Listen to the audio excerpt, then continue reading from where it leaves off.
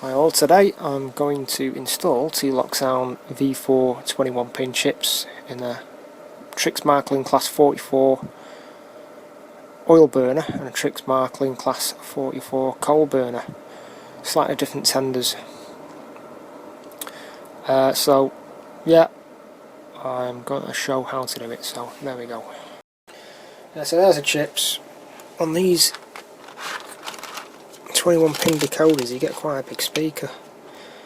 They used to do the round speaker, 23mm, sure, or 20, I think a slightly bigger one. I don't ever remember getting a bigger speaker like this. But anyway, they must have changed that. So I'll be taking that off and putting it in a Zemo LS10 x 15S loudspeaker cube, 8 ohm, 1 watt. Absolutely fantastic, amazing speakers, highly recommend them. I've got a lot of these in a lot of my models now. I don't put in the standard speakers, I fit these. Even if it's got a lot of space, I'll still fit one of these or a slightly bigger one. So that's it. What we're going to do is take them apart now to get the locos apart.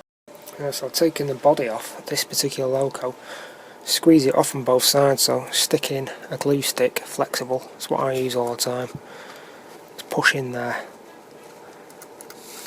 very carefully, like that, to get the lug off. There's one, and of course there's the second one. There's a couple of lugs you got to snap open. As you can see, it's off one side now.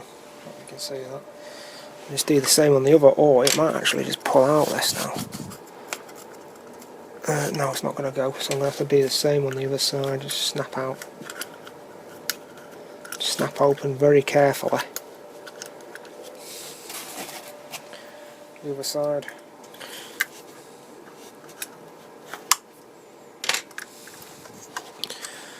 And it should just pop out. There we go.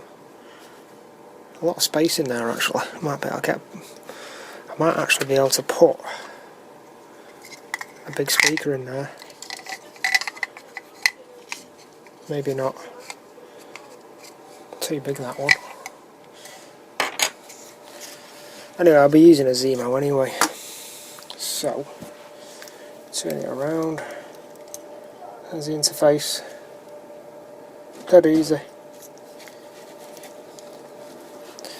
In fact, there's a lot of, actually there is a lot of space in this one to put a large round speaker in, but still I still would go for the Zemo Cube because they sound really good. So just carefully pull the blanking plate out and put that somewhere safe in the box in case anyone wants to use it for analog operation in the future if you sell it. Although the chip can do analog anyway. So the next part is taking this speaker off, so carefully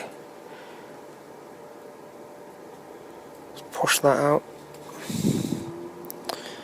A small screwdriver to get to the wires inside. Actually, this one's a bit awkward. I don't think my screwdrivers. Ah, there we go. Let's pop that out. Just got to be careful not to damage that diaphragm.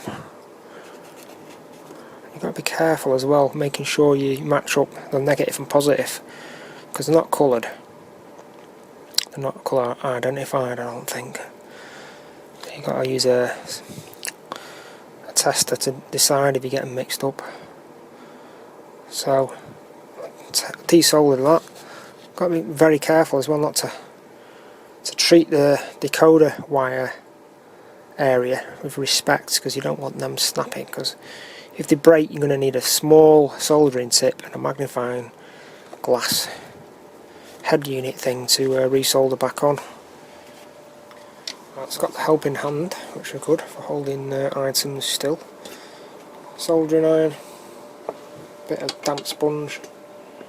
That's my soldering transformer, digital one.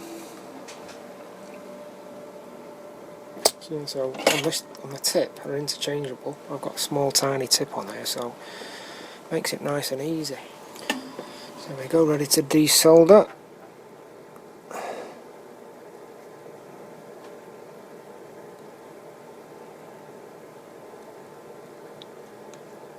There we go, that's one. I'll just mark that wire up anyway as a negative. Yeah, it's desoldered now, so that can go back into the casing. Go to storage. I'll just put my speakers in a little box out the way so they're not going to get damaged. Yeah, so I'll take the speaker out carefully.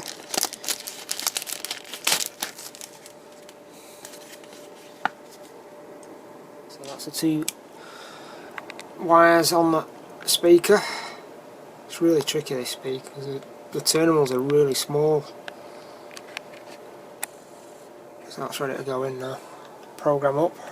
Yeah, so this chip's ready to go in, but you've got to remember on 21 pin chips that the plastic, there's a plastic plate on one side. It's that side that goes on the top side. It mounts that way up, and the flat side goes towards the circuit board. And if you make a mistake, it doesn't matter, it's just that the lights won't work correctly, or the chip, the sound may not work correctly. But yeah, that plastic block goes up towards the top side of the chip, which I'm going to do now. There we go, there's the just carefully, I'm going to program this chip in the actual locomotive. I can do it out of the locomotive, but I'm just going to do it with the chip inside the locomotive, so you carefully line that up. Oh shit, wrong way round. Make sure the plastic block part is on the top. Just carefully line it up. Yeah, so just push it in place, push it all the way down on this model as far as you can go. Otherwise it moves around a bit. It's got to make sure there's no contact between either side of the circuit board. That's fine. It's all looking good, that. Then it's a matter of just putting in, positioning the speaker, which is dead easy to do on this.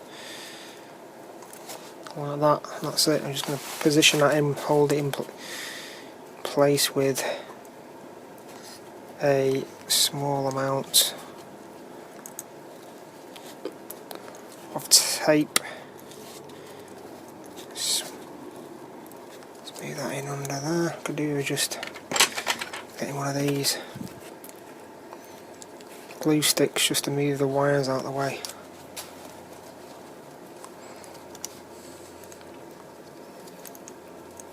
That's it. All done. Just tack that in place before I put the body on. I'm just going to put a bit of tape to tack that in place. But before I do any of that, I'm just going to test it all out. So the chip's in there. Speaker's not positioned properly yet, but just in case I've got to take it out again before, it's got to be tested. So at the moment I've got the programmer, a lock programmer here going into the PC interface, and I've got the decoder tester, which I'm not using at the moment. I'm just testing it and doing it in the locomotive. So next step is to launch a lock programmer software, which is Lock Sound 4 programming software. So I'll launch that, and then it comes up modify settings of an ESU decoder. Hopefully it'll read, if it's inserted correctly it'll read.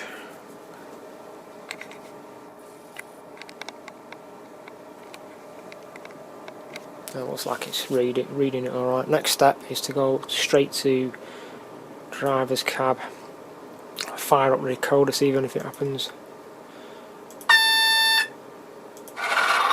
And something's happening. Yeah, that looks good.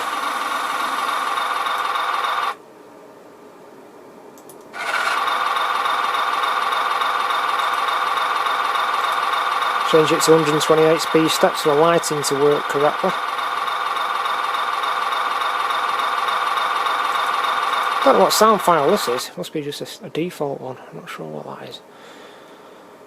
Yeah, so that seems to be working okay.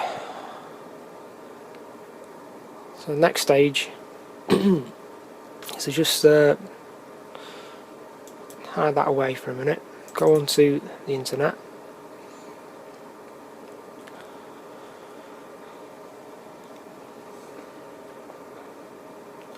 DCC supplies. Alright, anyway, get rid of that.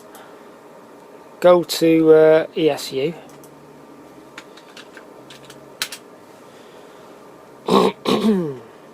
I've already got a bookmark there, I don't know why I did that. Go to ESU, go to downloads, sound files, and we've got sound files for V4 latest generation. You've got US locomotives, V4 sound file for specific locomotives. So just got a sound file for common usage or gauges. Click on that, and it'll come up with all. So I just got to filter out and try and locate the sound file for this loco. So I'm going to put in search, or narrow it down by putting in steam locos, Germany, and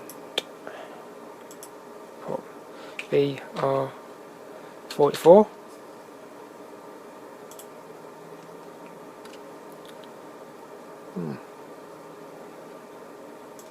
Okay, try again.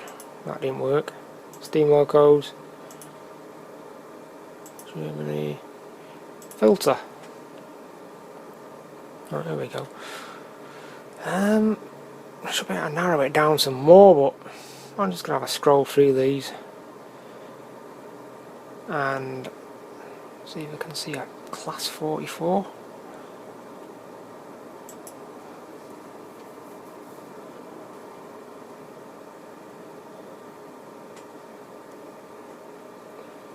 I need an oil burner. Strange, can't see nothing. Well, there's an that's 41. Strange, can't see no 44s. I can select something similar to it if there's not one there, which should be surprised. Condenser, class 50.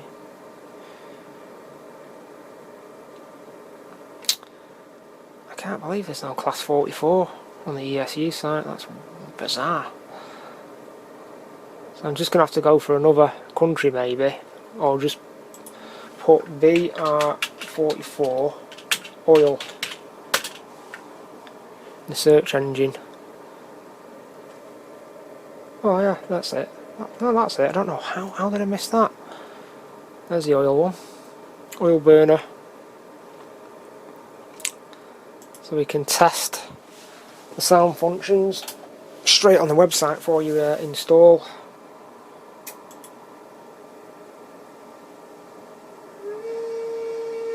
It gives all the functions there, it's quite a lot.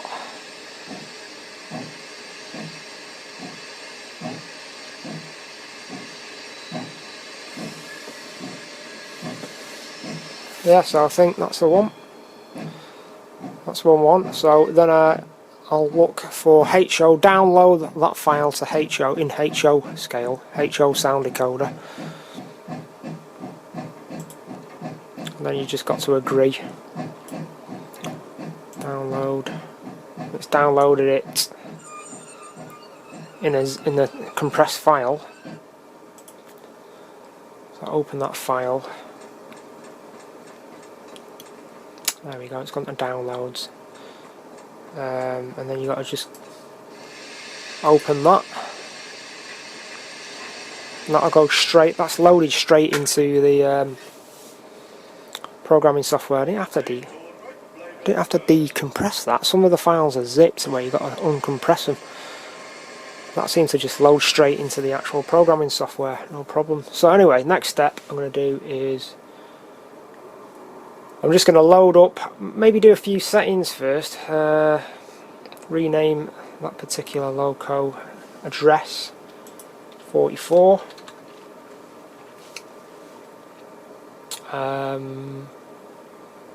Change the speed step settings. There's lots and lots of different settings we can do here. I think that's all I'm going to do for now. Just change the address. And then all I do then is press write sound data, click on that, overwrite decoder, values, everything else, yes, tick tick, and that's it. It's going to write the sound data to the locomotive now, and that might take 5-10 minutes, depending on how big the file is. It's 32 megabyte project this, so it's going to be probably... Oh yeah, and another thing it's doing is writing the firmware. It's updating the firmware automatically on any new chips that you buy. If there's outdated firmware, I've got mine set up to update firmware automatically. So that's what it's doing. Constantly evolving these chips all the time. And they do last quite a few years before they get outdated. I mean, the sounds that are on there are really good, and the space that's available, 32 megabytes, is more than enough high quality sound. Writing decoder configuration, and then obviously it's going to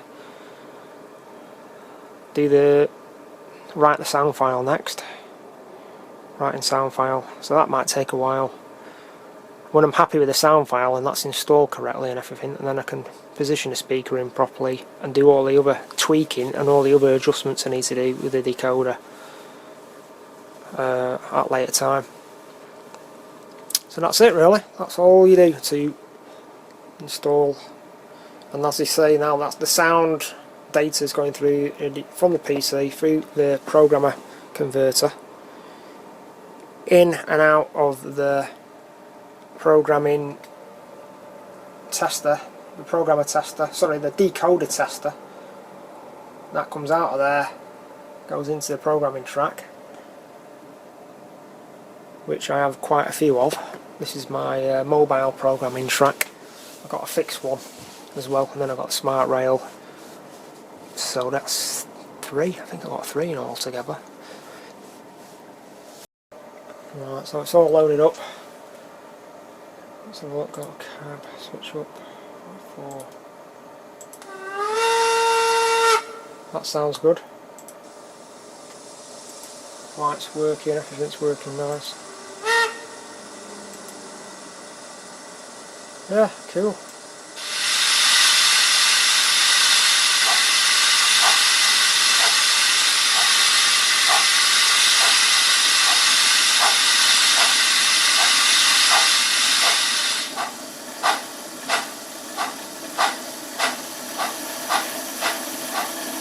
Sounds out of synchronization though. But I'm not sure though, because I think the oil burners sound different on the puff cycle. Yeah, so I've had to adjust the steam puffs or chuffs to my preferred speakers. It just didn't sound right before. So I just went to decoder, then went to sound settings, and you can adjust steam chuffs on these 2 scales here. Distance of steam chuffs at speed step 1, and there's another one for greater speed steps. The faster it goes, the more it puffs. The secondary trigger. There's all sorts of thousands of settings, but I've just done a couple. That seems to have done what I want.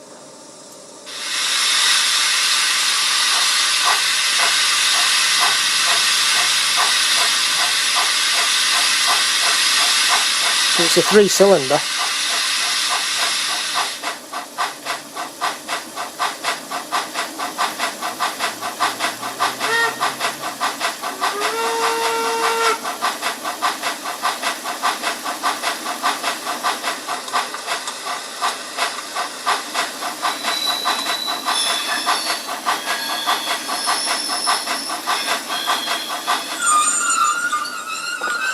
It works, that's good enough for me, so all I've got to do now is put the speaker, fix the speaker in properly and put the lid on, and that's it. That's what number 1 done.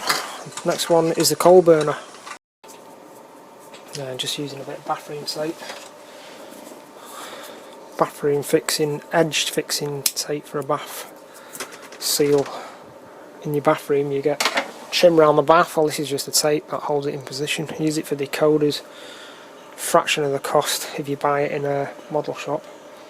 Just position that speaker in, stop it moving around.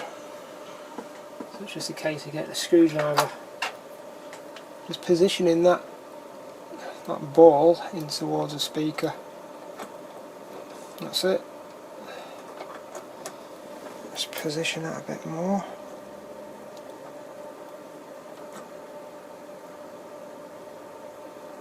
That's all it takes, as long as it stops it from moving around.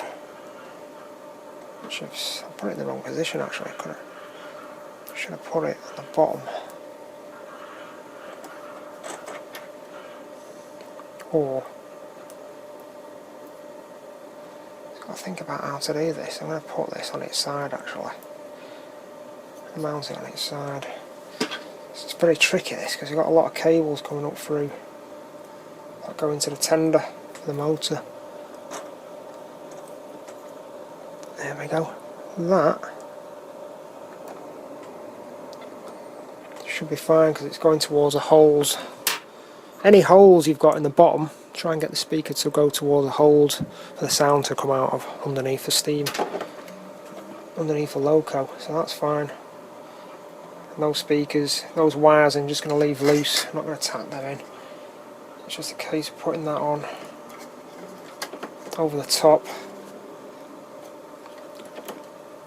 Pretty good idea if I put it on the right way around. The guy's at the back of the train. Yeah, so that's all looking good. Just make sure there's no wires getting snagged. Everything's looking good. Position that back on. That's it. Job's a good one. See what it sounds like when it's on. Switch off the sound, switch off the power to the track. Put it back on. Really is an easy one to do this, if you've got the right size speaker.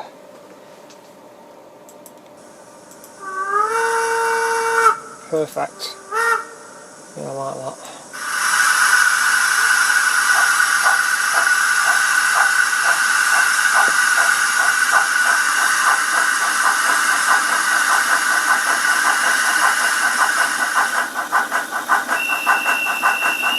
Yep. That's good. That's locos on the track. Switch on the system and this is what happens. Well, that's on DCC, it's looking at the loco chip. There we go. So the railcom symbols come up, so I press that. It's automatically changed the address for it because there was already a locomotive on the system with address 44, so it's give it another address automatically of number 11, which is free. All the symbols have been loaded up automatically. It's given the name automatically. It's just the picture. I just need to add that picture of a class oil burning class 44. That's all I need to do. User defined. There it is. Click. There's a picture. That's it. Just do the same thing to the next one, which is a coal burner. That's the second one being done, and with it being a coal loco, slightly different sound file. 3-cylinder universal sound file, which is suitable for this loco, so we should have a bit of a difference when they're running together, these two locos. So I've got them both consistent together now, running perfect with each other. I put them to the same addresses, slightly different addresses, but all the same settings on the decoder.